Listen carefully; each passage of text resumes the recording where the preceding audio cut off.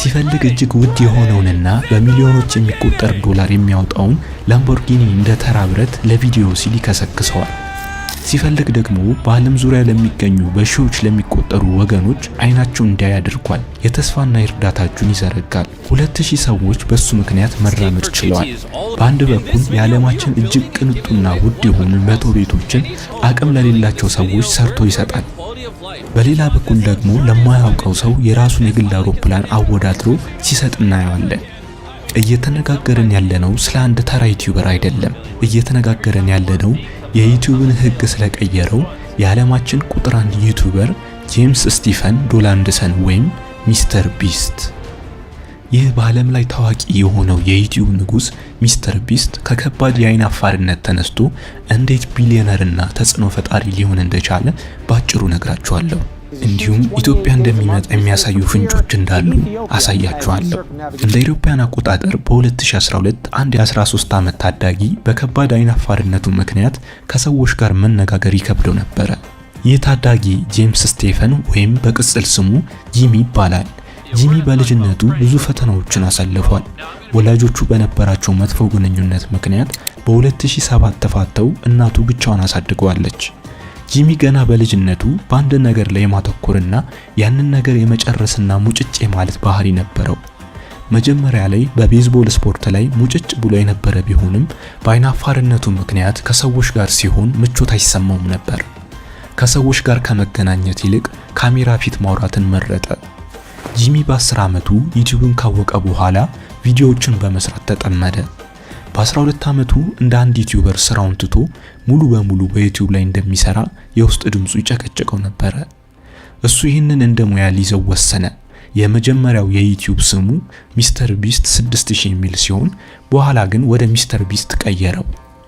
በ15 ዓመቱ ክሮንስ ዲዚዝ በተባለ የሆድ ህመም ምክንያት የሚወደውን የቤዝቦል ስፖርት እንዲያቆም ተገደደ።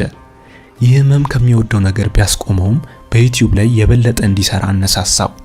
እናቱ ከጓደኞቹ ጋር በኮምፒውተር የሚያወራ የመሰላት እሱ ግን በወንድሙ አሮጌ ላፕቶፕ ቪዲዮዎችን እየቀረጸ ያቀናብር ነበር። ጂሚ 17 ዓመት ሲሞላው ኮሌጅ ከመግባት ይልቅ ሙሉ ጊዜውን ዩቲዩብ ላይ ማሳለፍ እንደሚፈልግ ለእናቱ ነገራት። እናቱ ግን ወይ ኮሌጅ ግባ ወይ ከቤት ውጣ የሚል ምርጫ ሰጠችው። በዚህም ምክንያት ኮሌጅ የሚሄድ እየመሰለ በሚስጥር ቪዲዮዎችን መስራቱን ቀጠለ። እውነተኛው ዝና የመጣለት ከ400 በላይ ቪዲዮዎችን ከሰራ በኋላ ነው። ለ40 ሰዓታት ያህል እስከ 100,000 በመቁጠር የሰራው ቪዲዮ በ5 ቀናት ውስጥ 5 ሚሊዮን እይታ በማግኘቱ ስሙ በከፍተኛ ሁኔታ እንዲታወቅ ያደረገው። ሚስተር ቢስት ለስኬቱ የተጠቀማቸው አንዳንድ ሚስጥራዊ ነገሮች አሉ። ለምሳሌ ለተከታታይ 1000 ቀናት እሱና ጥቂት ጓደኞቹ በየቀኑ ለ10 እና ለ15 ሰዓታት በስካይፕ እየተገናኙ አንድ ነገር ብቻ ያጠኑ ነበር። እሱም ዩቲዩብ እንዴት ነው የሚሰራው የሚል ነበር። የእያንዳንዱን ታዋቂ ሰው ቪዲዮ አናላይዝ ያደርጉ ነበር። የቪዲዮ ከቨር ወይም ተምኔል ምን አይነት ቀለም አለው፣ መጀመሪያ ላይ ምን ተናገሩ፣ ለምን ቪዲዮውን ሳይጨርሱ ይወጣሉ የሚሉትን ጥቃቅን ነጥቦች በሳይንሳዊ መንገድ ያጠኑ ነበር። ጂሚ ለዩቲዩብ ያለው ክብር ከስራ በላይ ነበር። ህይወቱን ሙሉ ለዚህ አሳልፎ ሰጥቷል። ብዙ ሰው የሚጠይቀው አንድ ትልቅ ጥያቄ አለ። ይህ ሁሉ ብር ከየት እያመጣ ነው ይላሉ። ሚስተር ቢስት ዩቲዩብን ወደ ትልቅ የንግድ ማሽን ቀይሮታል። ስልቱ ቀላል ግን አደገኛ ነው። የሚያገኘውን እያንዳንዱን ሳንቲም ለቀጣዩ ቪዲዮ መልሶ ኢንቨስት ያደርግበታል። በአንድ ቪዲዮ $1 ሚሊዮን አውጥቶ ሲሰራ በማስታወቂያና በስፖንሰርሺፖች $2 ሚሊዮን ይመልስለታል። ያንን 2 ሚሊዮን ደግሞ ለቀጣዩ ቪዲዮ ያውለዋል። ይህ ኢንፊኒቲ ሉፕ ወይም ማለቅ የሌለው የገንዘብ ውደት ይባላል። እሱ ለራሱ ቅንጡ ቪላ ወይም ውድ ነገሮችን አይገዛም። ይልቁንም ያንን ገንዘብ ለቪዲዮ ጥራት ወይም ለሰዎች እርዳታ ያውለዋል። ለዚህም ነው በዓለም ላይ ትልቁ ዩቲዩበር ብቻ ሳይሆን ትልቅ ኢንቨስተር የሚባለው። እንዲህ በሚሰራበት ወቅት በ2024 የቀድሞ ሰራተኛው የተለያዩ ክሶችን ከሰሰው። ቪዲዮዎቹ ሐሰት ናቸው፣ ሽልማት አይሰጥም የሚሉ አቅርበውበት የነበረ ቢሆንም ሚስተር ቢስት በሳል በሆነ መንገድና በማስረጃ ክሶቹን ውድቅ በማድረግ የተመልካቾቹን እምነት መልሶ ማግኘት ችሏል። ዛሬ ሚስተር ቢስት 460 ሚሊዮን በላይ ተከታዮች ያሉት የዓለማችን ትልቁ ዩቲዩበር ነው። ሀብቱ ከ$1 ቢሊዮን በላይ ይገመታል።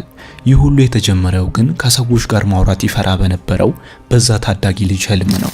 እናንተም ከሱ መማር የምትፈልጉ ከሆነ ግዴታ ከሱ መማር ያለባችሁ 5 ነገሮች አሉ። የመጀመሪያው ተግዳሮትን ለስኬት እንደ ግብዓት መጠቀም። ብዙ ጊዜ በህይወታችን ውስጥ ለምን በኔ ላይ ሆነ ብለን የምናማረርባቸው ነገሮች የገንዘብ እጥረት፣ የጤና ችግር ወይም የባህሪ ድክመት ሊኖሩ ይችላሉ። በእውነት ወደ ሌላ ትልቅ ስኬት የሚመሩን የተደበቁ በሮች ሊሆኑ ይችላሉ። ሚስተር ቢስት ግን በከባድ አይን አፋርነትና በክሮንስ በሽታ ምክንያት ብዙ ነገሮችን አጥቷል።